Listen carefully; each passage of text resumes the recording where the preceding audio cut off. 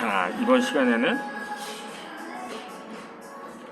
제가 백정에 대한 이야기를 계속하는데, 이번 시간에는 천민의 삶을 적는데 이 생각이 짝이 없는 기록 가운데 에도 단 한 명도 놓치지 않겠다는 듯이 꼼꼼히 적어두는 서류가 있었습니다. 그것은 바로 호적인데 당시 백정들은 본집 부역이 없었기에 호적도 없었거든요. 그런데도 당시 세종 때인 1423년에 백정이라는 이름을 내리면서 비로소 호적에 오르게 됩니다. 당시 떠돌아다니는 백정을 장부에 올려서 새롭게 부역과 공문을 주기 위한 수단일 뿐이었던 것이죠. 어쨌거나 그렇게 당시 백정들의 삶을 살펴볼 수 있는 중요한 호적들이 남게 되었는데, 그 중에는 두 자료가 있습니다. 하나는 1528년 경상도 안동구 주촌의 가호를 기록한 주촌 호적이고, 또 하나는 19세기의 대구 무호구들의 가계를 정리한 대구 무호구 정적이었습니다.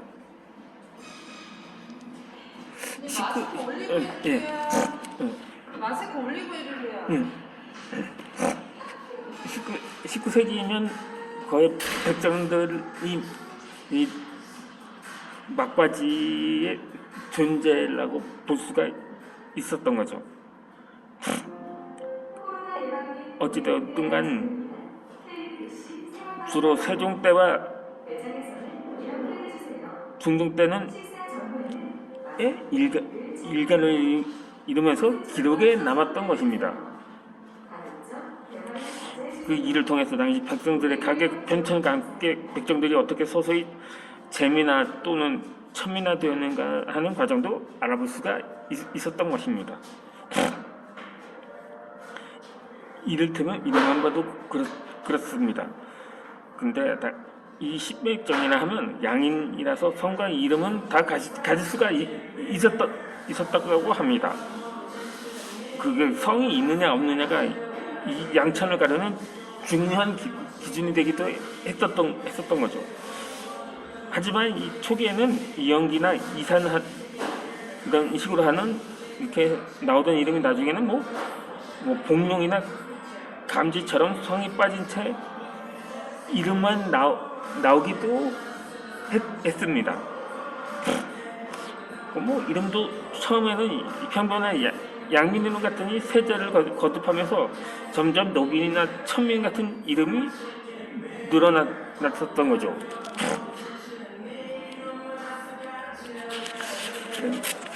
그러니까는 붉은 똥을 뜻하는 이 주시부터 막동이, 우아지, 어울비, 두다비, 말도 더듬이를 뜻하는 물질이 붙은 물질상과 물질떡, 그리고 떡을 뜻하는 막떡이 또는 그리고 예덕이도 있었던 거죠.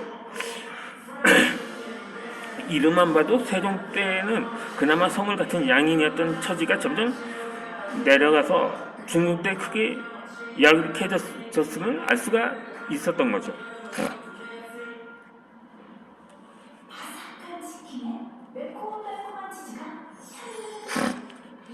그러니까 저도 여기서 백정들의 부두를 하면 말을 더듬는 사람도 있었으니까, 만약에 제가 조선시대에 태어났다면 저 역시 백정 신분으로 살아갔을 것입니다. 이 좌우지간, 근데 이 초창기에는 이 부르조차도 선호절 나이가 찬 정도만 나이 차이가 나다가는 났지만 뭐 10살, 뭐 12살, 14살까지 꼭 나이 차이가 크게 났던 것입니다. 이 심지어 여성은 목단, 그리고 남성은 천금이라고 불리는 부부가 신백정으로 또 양인인 목단이 노비인데다가 10살이나 여성인 천금과 혼인한 것으로 나옵니다. 엄청난 나이 차이인 명중에 천민이라는 신문을 넣고 가뿐히 뛰어넘게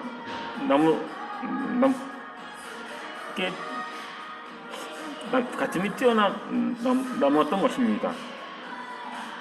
이렇게 이장군과 백정 아내가의 설화는 이 거꾸로 된 판형이라고 볼 수도 있겠지만, 사실은 이 재미나 정책이 진행되면서 노비와 혼인할 만큼 점점 몰락해가는 신백성의 처지를 고스란히 보여줬던 예라고도 할 수가 있었던 거죠. 이 모든 지표가 가리키는 것이 딱 하나 있는데, 그 주촌 호적을 연구한 논문에서도 이러한 결정을 내렸던 것입니다.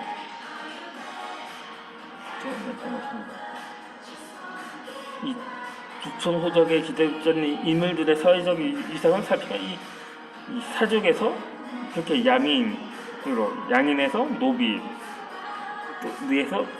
노비에서도 또 신백정의 방향으로 낮춰지게 됩니다.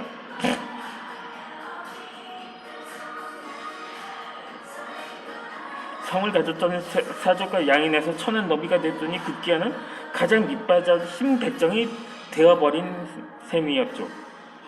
이 노비보다도 더 낮은 위치에 신백정을 두었다는 것에서 당시 백정의 처참한 처지를 짐작할 수가 있었던 것입니다. 그리고 주천호석과 200여 년의 차이를 두고서 이 대구 보호고 장적이라는 기록물이 있었는데, 이 호적부라고 하죠. 이 호적부에서는 영조 14년 때부터 고종 13년 때까지 무려 140년에 걸쳐서 대구부 서상면 노하리 백정마을에 살았던 백정들의 호적이 나옵니다. 노하리 백정마을이 언제 생겼는지는 정확하지는 않지만, 마을을 설명할 때 남문박, 또는 남성박이라는 표기가 있고, 노하라는 마을 이름으로 미루어질 길 아래 저지대가 있었던 것으로 짐작이 됩니다. 이 성읍에서 멀리 떨어진 남문박 저지대에 쓸모도 없는 버려진 땅 백정들을 그런 곳을 살 수밖에 없었다. 오가장통법은 자석가구를 한 통으로 묶는 조선시대 호적제도인데, 이 오가장통법 3억에서도 백정의 고치가 나온다. 내과에서는 고리백정을 떠돌이로 박해서 이 온전치 못한 무리들을 마지못해서 통 안에 받아들인다는 식으로 적었던 기록물이었던 것이었죠. 이 또 조선왕조 숙종실록을 보면 또 떠돌이 무리의 장인을 업으로 삼는 이론은 두매산골에 수철장과 마조장이 있고, 갯가와 늪에는 버들고리를 만드는 장인이 있는데 모두 옮기는 것이 일정치 하고 생던 것이 온전치 못하다. 허나 이미 남녀 각오를 갖췄으므로 여러 사람을 따라 통을 만들지 않을 수 없다고 이렇게 기록된 것을 있는 것을 볼 수가 있습니다. 수철장은 이 모사를 자르는 장인의 마조장은 장을 만들고, 마조장은 연자면을 만드는 장인을 가리킵니다. 거기다가 버들거리 장인인 백정까지 모두 뛰어난 기술이 있는데도 행동거지가 온전치 못한 채 떠돌이 취급을 받았던 거죠. 그래서 사는 것보다 평균들은 잘 가지도 않는 아주 깊은 두매산골에 위치하고 있었던 거죠.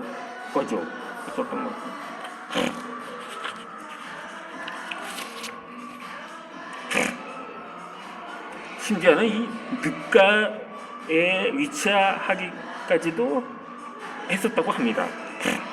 또 나아가서 경국대전에서는 제100정단치 주에 기록되어 있는 제인과 백정들은 모두 찾아내어 각 방과 각촌에 나누어 보호한다면서 백정의 거취를 아예 법으로 정해놓기까지 했었음을 볼 수가 있습니다. 근데 이 말만 보호였을 뿐이지 사실상 속박이자 감시에 가깝다고 볼 수가 있는 거죠. 이 또 호적 또한 미묘하가 양민과 차이가 났었습니다. 이 본디 호적에는 이름과 나이, 외 직역, 본관, 동거인 같은 것이 함께 올라가야 합니다. 백정들의 호적도 마찬가지인데 사제주까지 적는 것이 원칙인 선조의 이름이 노하리 백정들은 사제도는 2대에다 3대까지만 겨우 적혀 있었을 뿐이거나 아예 올라와 있지도 않은 게 대부분이었다고 합니다. 그나마 19세기 중반부터는 어느 정도 이 완화가 되어서 철종을 거쳐서 고종 때에 이르면서는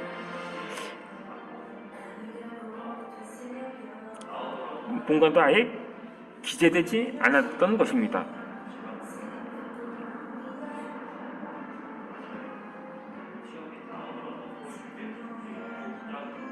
아니 근데 19세기 이후에 제가 백정이라는 신분대가 완화되었다고 하지만 그러니까 19세기 중 사실상은 아예 기록을 하지 않았다는 걸로 그냥 일단락을 해버렸던 거죠. 이 이름에도 천하다 여기는 글자가 많이 들어갑니다. 이 짐승이나 돌, 금속, 똥, 순서 같은 이러한 그 외에도 순서 같은 글자들이 많아서 거리나 걸거리, 차거리, 걸금, 똥이, 시계, 똥개라고도 하죠. 강아지, 도야지, 소금개, 마당개, 개조지, 개질똥 같은 이름이 줄줄이 눈에 띕니다. 요즘 흔히 아는 개똥이라는 이름이라고 할 수가 있었던 거죠.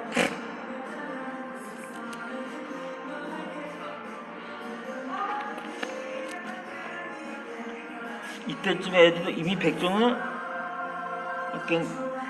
이렇게 부상하고 그러니까 이상철 같은 부상하고 좋은 뜻의 글자는 아예 이름에서 쓸 수가 없었던 시대였습니다. 근데 그것도 그나마 남자들은 낫습니다. 오히려 여자들은 심지어 그런 이름도 없이 그냥 조합으로만 나왔을 뿐인 거죠. 이제 영상을 이어서 올려드리도록 하겠습니다.